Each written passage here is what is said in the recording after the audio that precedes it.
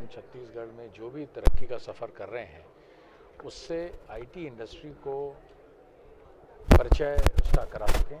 और इस कड़ी में नेस्कॉम जो कि आईटी इंडस्ट्री की एपेक्स बॉडी है, सबसे बड़ी बॉडी है, जिसमें जितने भी आईटी कंपनियां हैं उसके सदस्य हैं, उनका आज यहाँ पे आना, उनके प्रेसिडेंट का स्वयं आना और देखना कि छत्तीसगढ़ क्या है और यहाँ पे क्या संभावनाएं हैं, ये एक बहुत ही महत्वपूर्ण घटना है।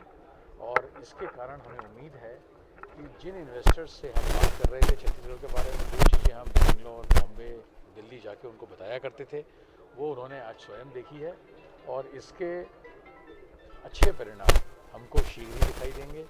आईटी में इन्वेस्टमेंट लाना कोई अलाउद्दीन का चिराग नहीं है कि एक दिन में वो दिखाई देगा। ये एक बड़ी स्लो प्रोसेस है। ये कंपनियां बड़े केयरफुली उस सेंटर को जहाँ पे वो इन्वेस्टमेंट करने वाली हैं इवेल्युएट करती हैं, वो थर्ड पार्टी को भेजती हैं जो कि वहाँ पे physical infrastructure, social infrastructure, availability of man power, इन सारे पैरामीटर्स पे कंपेयर करती हैं। देश भर में कई सेंटर्स हैं जो आज आईटी के इन्वेस्टमेंट के लिए आपस में प्रतिस्पर्धा कर रहे हैं।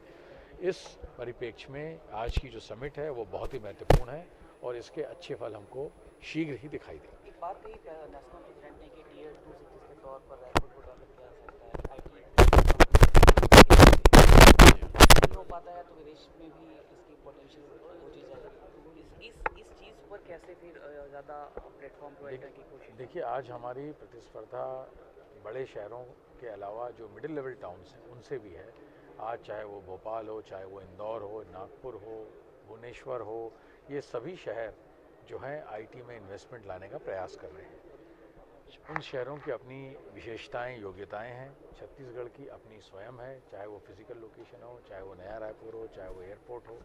तो इस परिप्रेक्ष्य में और एक विशेष तरह की इंडस्ट्री जिसके लिए हम सुविधा अपॉइंट कर सकते हैं, जो हमारे जो इकोलॉजी है उसको सूट करती हो, उसके लिए हम लोग प्रयास कर रहे हैं।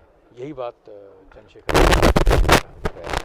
दूसरा, विशेष तौर पे इंक्यूबेशन सेंटर पे आप लोग ज़्यादा ध्यान दे रहे हैं, इसके अलावा स्टार्टअप विलेज आप लोग चाह रहे हैं, उसका क्या कॉन्सेप्ट है, कब तक ये शुरू करें? देखिए, आईटी इंडस्ट्री का जहाँ पे भी निवेश होता है वो कभी भी कोई भी आदमी एक आईटी इंडस्ट्री नहीं लगाता। उसके लिए एक इकोसिस्टम का निर्माण करता है जिसे हम हिंदी में वातावरण भी कहते हैं। उस वातावरण में 3-4 चीज़ें बड़ी प्रमुख हैं। एक है, सबसे पहली चीज़ जो है वो है availability of skilled man power. आज जो हमारे बच्चे हमारे मतलब राज्य में नहीं, देश में कहीं भी जो इंजीनियरिंग करके बाहर निकलते हैं वो इंजीनियर तो होते हैं, लेकिन उनकी एम्प्लॉयबिलिटी और जो तकनीकी ज्ञान है उसके बीच में एक बहुत बड़ा गैप है। उस गैप को ख़त्म करने के लिए हमको स्किलिंग के लिए विशेषज्ञ संस्थानों की ज़रूरत है। तो एक जो वातावरण निर्माण करना है उसमें इस तरह के सेंटर्स की ज़रूरत है। दूसरा, आईटी इंडस्ट्री में आपने पेपर में पढ़ते रहते हैं कि एक छोटी सी कंपनी को 100 करोड़ में, 1000 करोड़ में किसी ने खरीद लिया। वो कंपनियां जो होती हैं वो स्टार्टअप कंपनियां कहलाती हैं और उनके विकास के लिए इंक्यूबेशन सेंटर्स की ज़रूरत होती है। इंक्यूबेशन सेंटर का मतलब वो होता है कि वहाँ पर हम ऐसी स्थिति निर्मित करते हैं कि कोई भी लड़का जो कॉलेज से निकला हुआ है वो वहाँ पे जाए तो उसको कनेक्टिविटी मिले, उसको कंप्यूटर मिले, उसको हम टेक्निकल परामर्श दे सकें, उसको हम कंज्यूमर से जोड़ सकें, उसको हम बैंक की फंडिंग दिला सकें। ये सारा एक छत के नीचे उसको बिना किसी प्रयास के मिल जाता है, जिससे जिस आइडिया को सोचा है उसने वो एक बहुत बड़े आइडिया के रूप में, एक प्रोडक्ट के रूप में विकसित हो सकता है।